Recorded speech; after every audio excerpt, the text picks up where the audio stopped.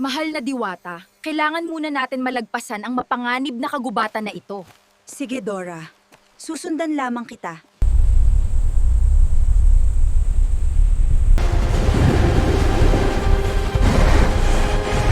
Mahal na diwata, kailangan ko muna talunin ng mga werewolf para makalagpas tayo sa gubat. Sige, Dora.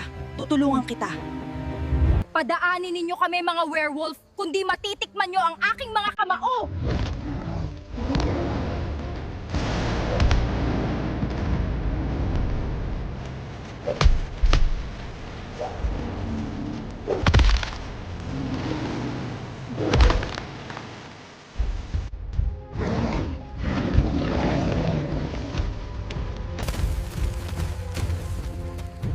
Napakalakas mo pala, Dora. Di mo na kinailangan ng tulong ko. Salamat, mahal na diwata. Tara na, at kailangan nating maglakbay. Malapit na tayo, mahal na diwata, sa bundok ng itim na dragon. Oo nga, Dora. Tanaw na mula rito.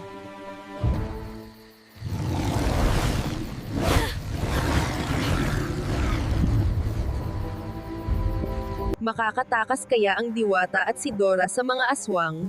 Abangan ang part 4 ng kanilang kwento.